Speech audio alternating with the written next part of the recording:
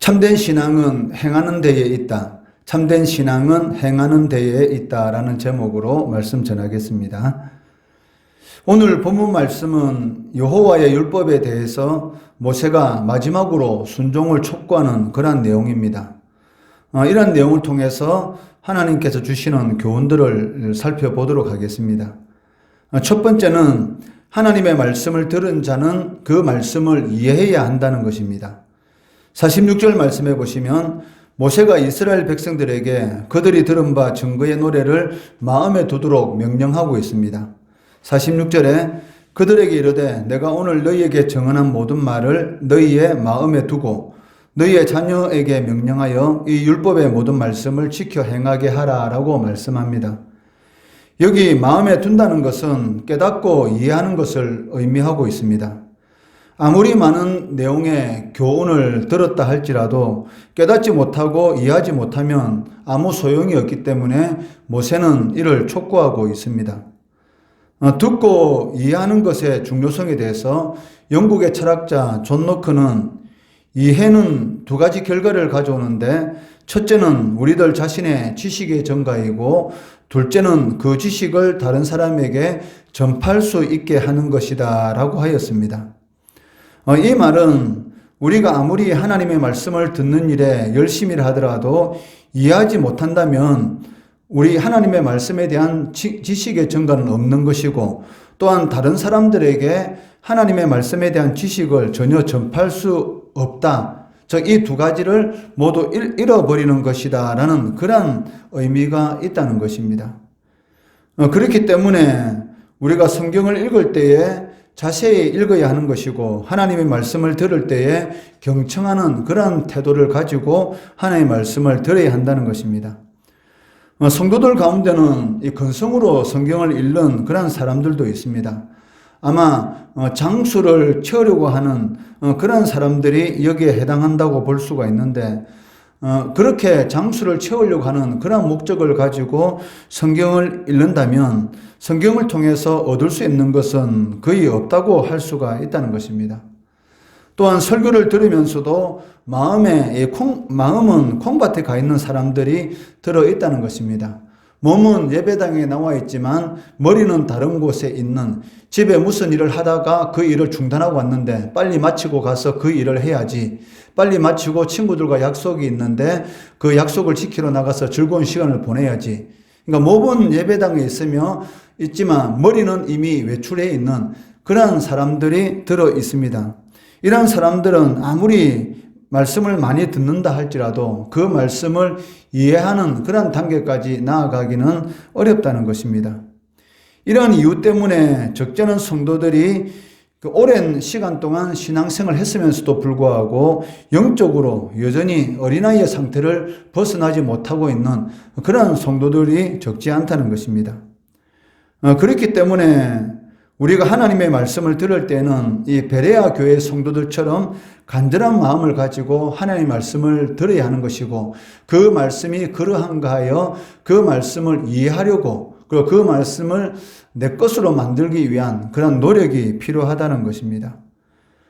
두 번째는 참된 신앙은 말씀을 깨닫고 그것을 지켜 행하는 데까지 나아가야 한다는 것입니다. 46절 하반절 말씀해 보시면 모세는 백성들에게 너희의 자녀에게 명령하여 이 율법의 모든 말씀을 지켜 행하게 하라라고 명령하고 있습니다. 이처럼 그 율법을 지킨다는 것은 반드시 지켜야 할 의무이기 때문에 이 말씀을 받는 부모의 역할이 굉장히 중요했습니다. 부모들이 하나님의 말씀을 지키지 않으면서 자녀들에게 그 말씀을 지키라라고 한다는 것은 말이 되지 않는 소리이기 때문입니다. 음식이나 옷에 대해서 부모나 자식 간에 각자의 취향에 따라서 얼마든지 그러한 것들은 다를 수가 있습니다. 그렇지만 하나님의 말씀에 대해서 성도가 지혜해야 할 그런 입장들은 부모나 자식이나 다를 수가 없다는 것입니다. 하나님의 말씀에는 취사선택의 여지가 있는 것이 아니기 때문에 말씀을 듣고 깨달은 자들은 반드시 그 말씀을 실행해야 한다는 것입니다. 하나님께서 기뻐하시는 믿음은 하나님의 말씀을 듣고 깨닫는 데서 그치는 것이 아니고 그 말씀을 지켜 행하는 것이다 라고 말씀합니다. 우리가 생각하는 훌륭한 믿음, 영적인 지식의 진정한 가치는 그 말씀을 듣고 행하는 데 있는 것이지 그 말씀을 아는 데에 그치는 것으로 끝나는 것은 아니라는 것입니다. 야고보서 2장 26절 말씀해 보시면 영혼 없는 몸이 죽은 것 같이 행함이 없는 믿음은 죽은 것이다.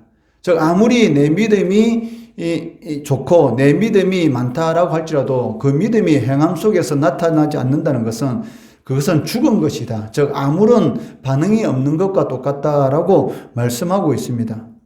이는 그 행동으로 구체화되지 않는 그러한 신앙이나 영적인 지식은 아무런 가치가 없다라는 그런 의미를 가지고 있습니다. 하나님의 말씀에 대한 많은 해박한 지식을 가지고 있다 할지라도 단 한 가지라도 깨닫고 실행하는 것, 이것이 진정으로 중요한 것임을 우리는 알 수가 있습니다. 우리 속담에 부뚜막에 소금도 집어넣어야 짜다라는 그런 말이 있습니다. 아무리 소금이 많아봐야 무슨 소용이 있습니까?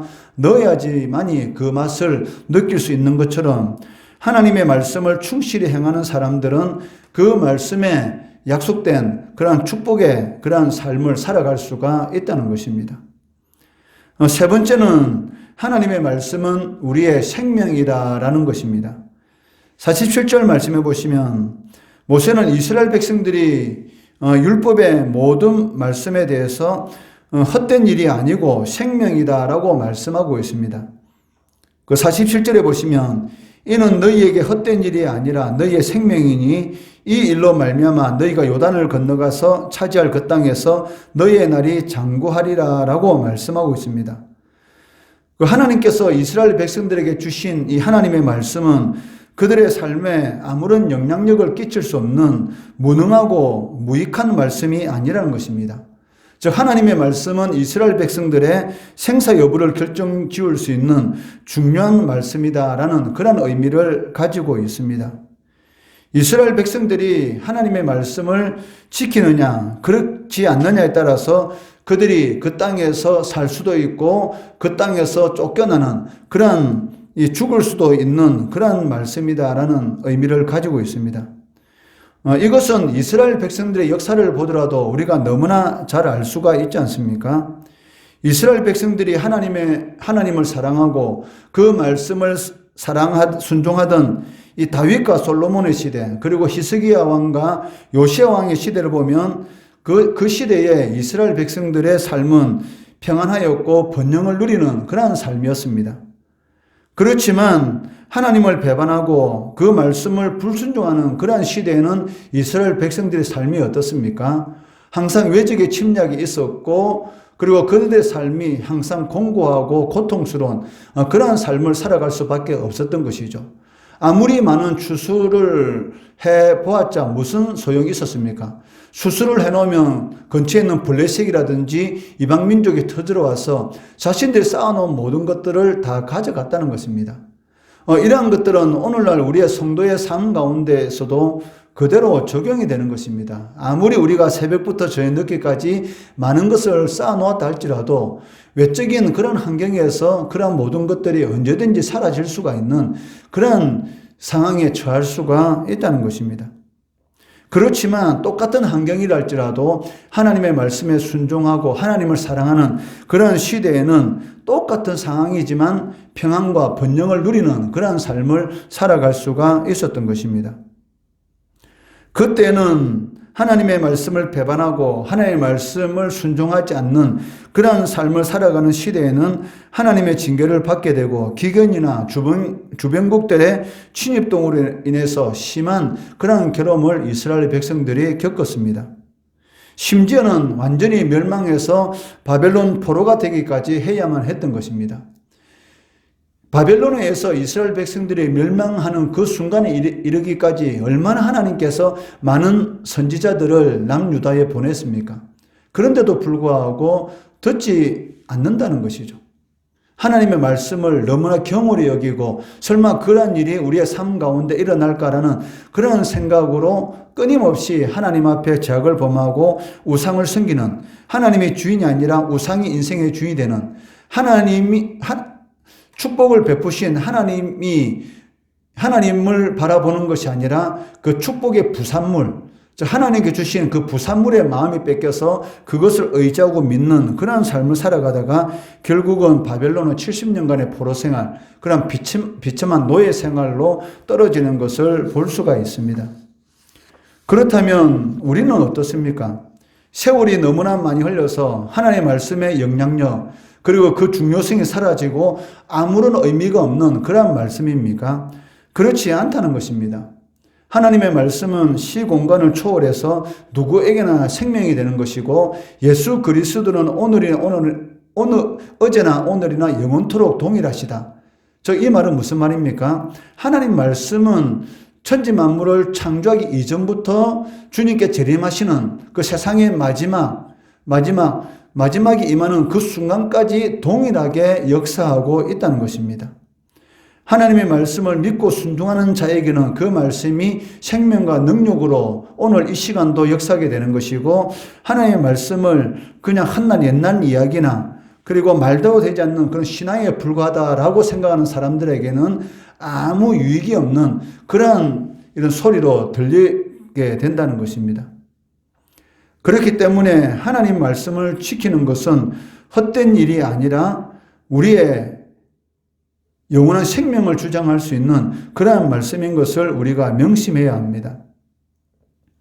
그렇기 때문에 결코 하나님의 말씀을 멸시하는 그러한 자들이 되어서는 안 된다는 것입니다. 왜냐하면 하나님의 말씀을 따라 살아갈 때에 그 세상의 모든 거릇된 길에서 우리가 벗어날 수가 있는 것이고, 생명과 이 축복의 길을 걸어갈 수가 있는 것이고, 영원한 생명을 누릴 수가 있다는 것입니다. 주의 말씀은 내 발의 등이고 내 길의 빛이다라는 그러한 고백처럼 세상을 성경에서는 어두움이다라고 말을 하고 있습니다. 그리고 하나님의 자녀는 빛이다라고 말씀하고 있는데, 이 어두운 길을 걸어갔을 때에 후레쉬 하나만 있으면 두렵지가 않습니다. 그렇지만 후레쉬가 없는 그러한 길은 얼마나 무서운지 한 발 내딛기도 어렵지 않습니까?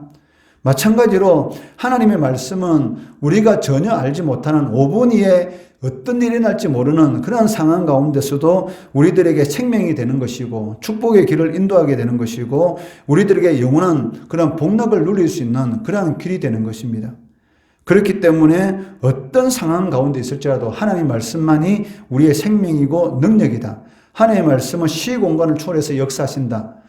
광야 40년 동안 역사하시는 그 하나님의 말씀은 오늘 이 시간 나의 삶 가운데도 역사한다라는 그런 믿음이 우리들에게 반드시 필요하다는 것입니다. 오늘 이 본문 말씀을 통해서 우리가 세 가지를 살펴보았습니다.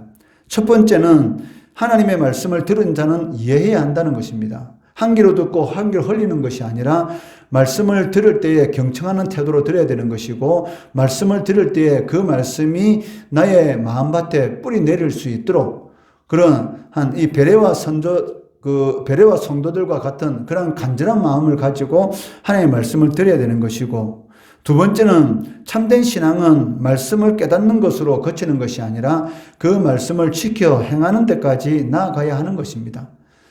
말씀을 듣고 깨닫는 것으로 거치는 것은 아무 유익이 없는 것입니다. 그 말씀을 우리의 삶 가운데 적용할 때에 그 적용의 능력이 나타날 수가 있다는 것입니다. 세 번째는 하나님의 말씀은 어제나 오늘이나 영원토록 동일합니다. 그 말씀은 이스라엘 백성들에게 광야 40년 생활 가운데 능력으로 나타났던 그 하나님의 말씀이 우리의 삶 가운데 오늘날 이 시간에도 나타날 수가 있다는 것이죠. 이러한 믿음으로 하나님이 살아계시고 우리의 삶 가운데 역사하시고 40년 동안 광야 생활 가운데 부족함이 없도록 채워주신 그 하나님의 은혜와 능력이 우리의 삶 가운데 나타나는 그러한 체험을 하시는 우리 성도들 되시기를 주의 이름으로 축원합니다.